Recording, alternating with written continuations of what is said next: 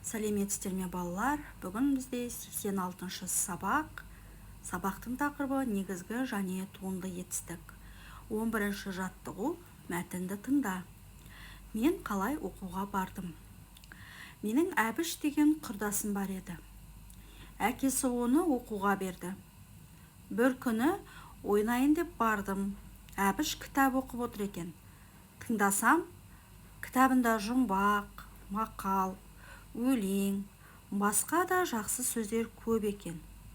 Оқу үйренсем, мен де сондай оқыр едім деп ойға қалдым. Үйге қайтып келдім.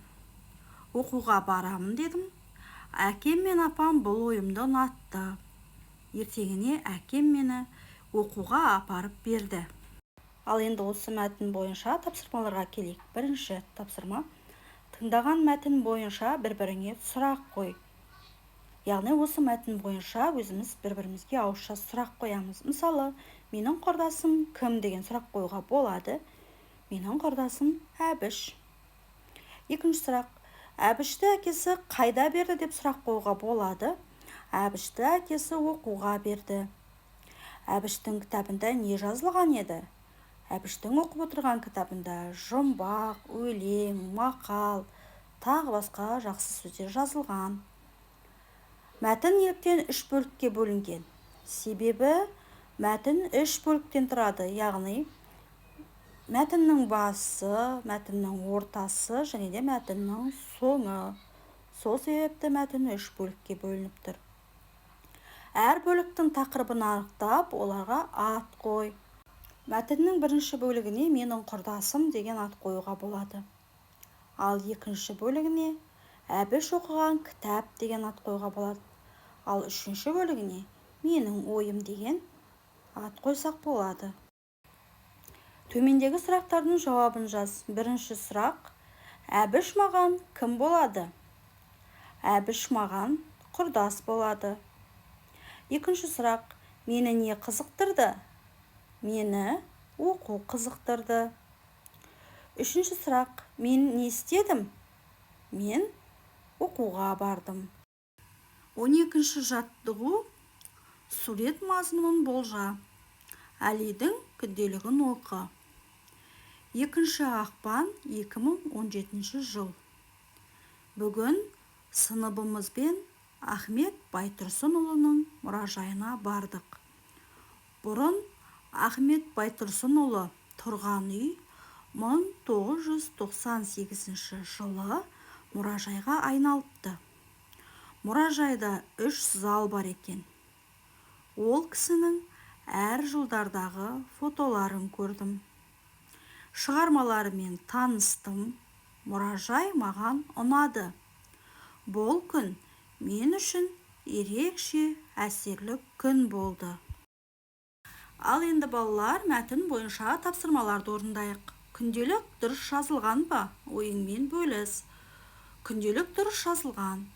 Бірақ мәтінде жазылуында қателіктер бар, яғни орфографиялық қателіктер орын алған.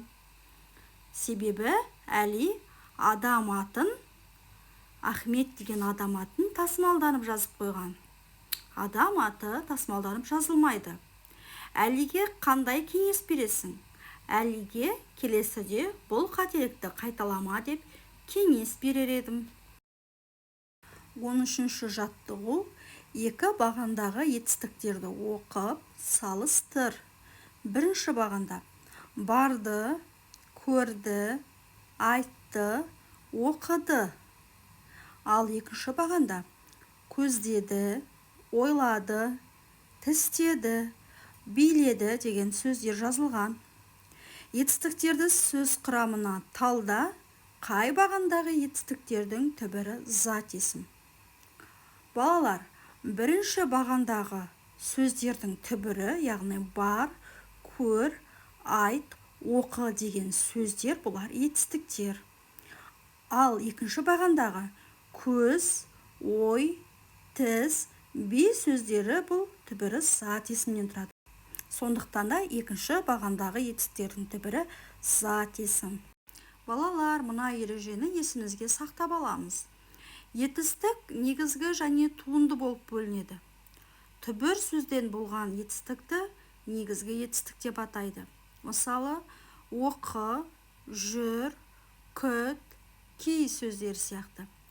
Түбір сөзге жұрнақ жалғану арқылы жасалған етістікті туынды етістік деп атайды.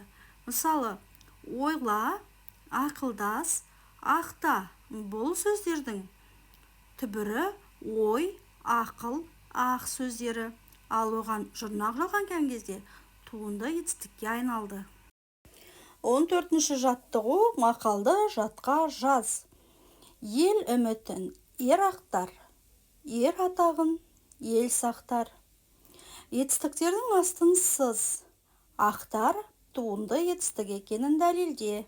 Балалар, бұл мақалдағы ақтар және де сақтар сөздері негізгі туынды етістік болып табылады. Ақтар сөзіндегі түбірі ақ бұл сын есім болып табылады, себебі қандай деген сұраққа жауап береді. Осы ақ сөзіне тар деген жұрнақ жалғану арқылы туынды етістік жасалып тұр. 15-ші жаттығу ағаш бұтақтарындағы етістіктерді теріп жаз. Етістіктерді сөз құрамына талда. Етістіктердің түбірі қай сөз табына жататынын анықта. Бұл жерде етістіктер биле, қапта, арқала, көзде, жырла, баста, қолда сөздері. Биле сөзінің түбірі би, зат есім. Қапта сөзінің түбірі қап, зат есім. Арқала сөзінде түбірі арқа, зат есім. Көзде түбінде көз түбірі зат есім. Жырла сөзінің түбірі жыр, зат есім. Баста сөзінің түбірі бас, зат есім. Қолда сөзінің түбірі қол, зат есім. Яғни барлық етістіктердің түбірі зат есімге жатады екен. Балалар, осымен біздің бүгінгі сабағымыз аяқталды. Назар қойып тыңдағандарыңызға рахмет. Каналға міндетті түрде тіркеліп, видеоға лайк басып қоюды ұмытпаңыздар.